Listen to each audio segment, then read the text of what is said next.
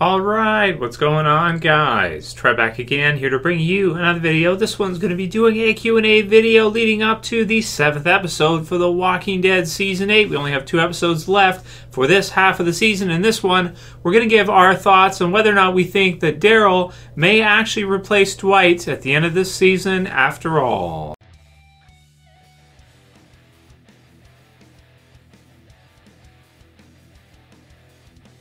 And spoiler warning, if you are not caught up for The Walking Dead, which is up to The Walking Dead Season 8, Episode 6.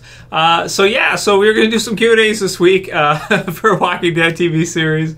But what happened is, once they had the announcement that Morgan was going to be the character crossing over from The Walking Dead into Fear, it just, that's just blowing up that's all anybody's talking about right now. That's what everybody wants to talk about. So, I wanted to put together this Q&A today where we just talk about stuff in the show, but I failed to do that miserably because just about every comment from you guys is pretty much about the Morgan Fear stuff and just questions about, what's going to happen with that. There's just so many questions, and I think, like I did the video yesterday on, is that, it really is building a lot of hype already for Fear, for a show that has become pretty popular for people to hate, even though Season 3 has been so amazing for Fear, was so amazing for Fear. Still, it's kind of like the popular Walking Dead thing to do, which is to hate on Fear. So, it's kind of turning it around already, even just with the hype after them announcing that Morgan's going to cross over. People just very interested in finding out what's going to happen with this crossover and with Fear Season 4. I think it's going to have a great impact on Season 4 of Fear, and I'm really excited to see how it does with the show and how Fear Season 4 does with Morgan in it.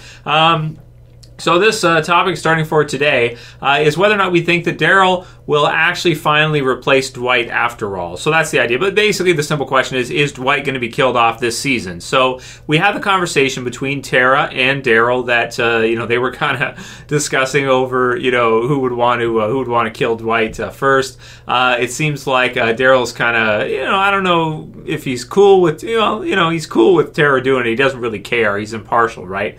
But at the same time, he wants to kind of speed up the process, so maybe you don't got to wait so long after all. He's just, foaming at the mouth to get the saviors.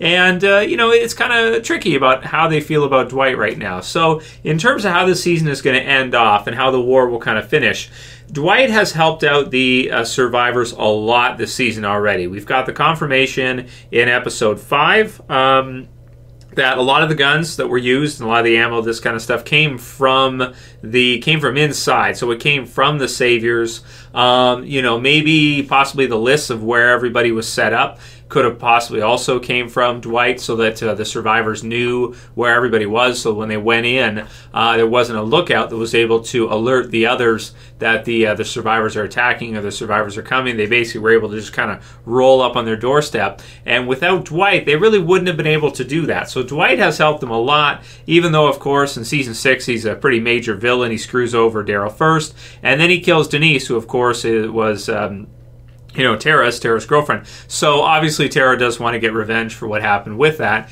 and she's she's pretty antsy about it. She wants revenge, right? She wants to get her revenge and take out Dwight. But when it comes down to it, because he's helped them out so much, I almost feel like, at the end of this season, I think Dwight will actually survive this one. I was wrong before, which is that I thought that Daryl would kind of, because in the comic book series, you just have Dwight, you don't have Daryl. Daryl doesn't exist in the comics, but they're so similar, there's even been cover variants where you have kind of like, it jokingly put where you'll have Daryl standing in position of Dwight, and their attire is very similar. You have the attire being stolen from Daryl, for Dwight. Dwight's taking it for himself and kind of wearing it, this kind of thing. So we're going to have to see, when this is all said and done, when the war is over, who's still left standing and whether or not Dwight will survive it in the TV series. You could maybe see kind of a rift starting between Daryl and Rick, and possibly Daryl going down that route that Dwight was in the comic book series, maybe having one of them kill Dwight and then fulfill his parts of the comics. You could certainly see Daryl kind of just fit into those shoes right there that Dwight has in the comics in the future. But I don't know. Maybe they continue with this having both of them alive thing. The thing is that it seems like they've already had, so much stuff happen in all that war. And, if we're taking what Lenny James said about Morgan as maybe a character death near the end of the season, it's really tricky because Dwight is helping them out so much that I almost feel like, he'll be granted a pardon by Rick or whatever. He'll be, they did have an opportunity. They could have killed him in season, near the end of season 7 there when he kind of came back with Rosita and that. So I think at this point, even though Tara and Daryl are kind of discussing it, I think that Dwight will survive, and I don't think either one will kill him at this time. But again, I could be totally wrong because I thought he was going to be killed off before and that you would have Daryl fill his shoes, which would have been really cool. But having both of them, even though they're somewhat similar, having both of them around is kind of cool as well.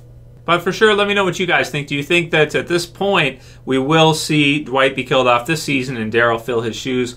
I'm pretty much saying I think that they're both going to survive season 8 and just going on forward, which is kind of cool in its own right too. Because then you can do some different stuff with Daryl. You don't have to have him fill Dwight's comic book shoes exactly. Next question came in from Kekker, who says, do you think Rick and Jadis are going to lay together? Being as they were both pretty naked in last episode. What if Jadis says she'll help him in the fight against Negan? Do you think Rick would agree to sleep with her? That would be pretty messed up, but it would make for an interesting story, I think. And some people are kind of speculating they think that might be how Rick might escape or survive and get out of there, because that's a pretty tricky spot he's in right now, and we don't know if the survivors are going to be able to just say, well, forget the Savers, let's go and rescue Rick and attack the junkyard with the amount of numbers they have. It's really a tricky spot Rick finds himself in, and some people did point out that in season 7 she says to Rick, I lay with him after, you mind? And then this weekend, episode 7, is called Time for After. So that's kind of interesting. I like that theory. I like that idea. And, we'll have to see. That'd be creepy as hell and, just weird because the Junkyard Group is just so weird. Like, even at the beginning of the episode 6, what are they wearing? They're just, sitting around, making these cats out of junk. It's like, are these people crazy? Or, what happened to these people? I don't know. Maybe living in a junkyard for a few years without really being able to leave would do that to you. I don't know. It's just... it's a strange one. So I'd like to see something like that happen. But I'd like to see maybe Rick use it to his advantage and then be able to escape through that or something like that. So, yeah. Jordan Love says, anybody else notice how Lenny didn't even know the name of the show, Fear of the Walking Dead? So that's kind of true. He did call it Fear of the Walking Dead a couple times, but I think it's probably because I think he knows. I think he knows fear. He knows what fear is. Some people think he's probably never even seen Fear, even one episode or something. No, I think he knows. He's been on The Walking Dead since the first season. He knows that AMC was doing the show. He's signing on for it. I'm sure he knows the name of it. I think he's just nervous. Probably burnt out from filming in the season, and English too, where they have to say everything, prim and proper. So you have, you'd say Fear of the Walking Dead. You wouldn't say Fear of the Walking Dead, which is like an Americanized, I would say, kind of way to say it, right? So he probably refuses to say it that way, or just, inherently first time, just being nervous and everything, set calls it that way. So, but this is what it is, right? I have no problem with that at all. And that's the way I read it. I didn't read it like he doesn't even know the name of the series or he doesn't even know what the series is. He's signing up for it, so I'm sure he knows what he's getting into. I'm sure he's seen at least probably the first season, or at this point he's probably seen every episode because he is going to need to know where he's going to want to be at when he runs into this group and what they're like for him. atlclutch says, here's an important factor everyone is leaving out. Just because they're filming in Texas doesn't mean that the location in the show is necessarily going to be Texas. The Walking Dead still shoots in GA, but the show is set in Vancouver. The Woodbury water tower is often seen in Alexandria shots. It's likely they are shooting in Texas for weather reasons, so they're coming to him, not going to Texas, which could never work. Well, some people have said that one of the street names was that Defuse? I think I got his comment in here somewhere. Right, so he mentioned Cypress Street, which is on the wall, and he said, I never noticed as many times as I've watched Clear. Turns out there's a Cypress Street station in Texas. Coincidence? Thanks for reading, bro. And yeah, you found the channel about 6 years ago. So thanks for watching, Defuse. Thanks for your continued support. So yeah, that's a cool one, man. I do like that that kind of idea that maybe like anything that they have in Clear that they can use, any of his crazy writing or anything like that, to have a kind of tie back in, or even the idea of the Whisperers too, is really cool. And there's a deleted scene you can watch online for Clear where it does have some pretty cool stuff in it. And of course, there's a mention of people wearing dead people's faces, so maybe Whisperers and a group he met. So there's some stuff in Clear. So we'll get into that. I think we'll do probably what I want to do is we'll do a throwback review for Clear the week after this mid-season finale. So the mid-season finale will be, next Sunday, and then the week after we'll do a throwback review for Clear, and we'll go into all the details. I'll watch it through all the way, maybe a couple times, and comb through it, and I'll go through it with you guys. But that's pretty damn cool if they could do something like that, and they could have it make sense that he would go there, and it was in that episode where you got to see that, and it all kind of fits together. That's pretty cool. It's almost like they meant to do that, I'm pretty sure they didn't. It just fits like a glove, so that's pretty cool. But yeah, but also atlclutch is correct as well too, that it doesn't necessarily mean that the location in the zombie apocalypse that we see on screen is going to be Texas, necessarily. It seems to me like maybe the groups meet partway through there, like Morgan has some reason to go there, and he does, and then you have them kind of coming there from what's going on with Alicia right now, and so they somehow run into each other. Maybe he helps them save Alicia or something. I don't know. We'll have to see what they work in there for the Texas stuff, but it sounds pretty cool.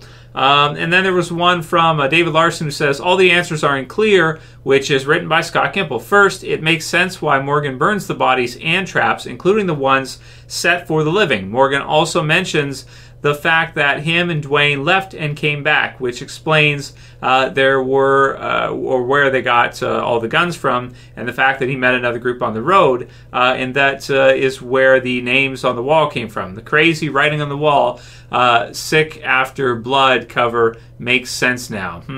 So Sick After Blood. So yeah, like I said, we'll go through it all. Really cool, and just to see how well they can kind of fit this in. I feel like they're fitting it in retroactively. Is that the word we want to use here? Or in other words, they're making it fit now because they decide to do this. So we'll have to see how well they can fit the pieces together to almost to the point where it's like it was intentional to do from the start or something. You know what I'm saying? Like, that would be cool. So next one's from Adam Ford, who says, Trev, I know they said that they would never do a crossover, but they say stuff like that a lot. I think this has been the plan the whole time. Morgan makes the comment about the dead faces. They start Fear. Fear characters are doing things that look like it could be the start of the Whisperers. Now Morgan is going to Fear. I think the plan all along is to have Fear be the introduction of the Whisperers. All signs point to this. The Walking Dead is getting close to the Whisperer story arc, and now Morgan is on Fear. At the time we should start to see Madison and her group really start to make the shift to becoming the Whisperers. So, that would be so cool. If they plan it out from the beginning, I'd like, after we get to see this whole thing, I'd like to get confirmation if it was planned out from the start. It's just, to me, and like when Dave Erickson said that they were never going to do a crossover, yeah, you could read it as they're kind of giving misinformation out there, which you can't argue. They've done it before, for sure. They've said that T-Dog was going to have a major role that season, and then he was killed off in like the 4th episode. Certainly they do that sometimes to throw off spoilers and things like that. So is what it is. But at the same time, I don't know, man. It just it really felt to me like it does feel very Whisperer-esque, though, and it does feel like a lot of it fits with Whisperers. So I'd just like to get confirmation eventually that if that's what they were trying to do. Maybe when they wrote Clear, the comment from Morgan was kind of supposed to be like a crazy comment.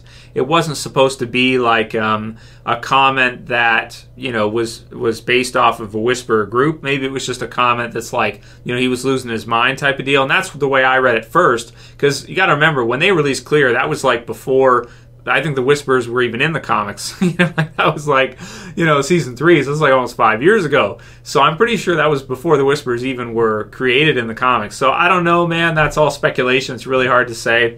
But yeah, that would be really cool if they planned out this the whole time. I just don't think that's the case. And the last one will be from Josh Garcia JGG, who says, why does everyone think Morgan has to go to Texas and Mexico? The obvious answer is the Fear group are heading to DC. Morgan sees them for an episode or two between seasons 1 and 3 of the Walking Dead time frame.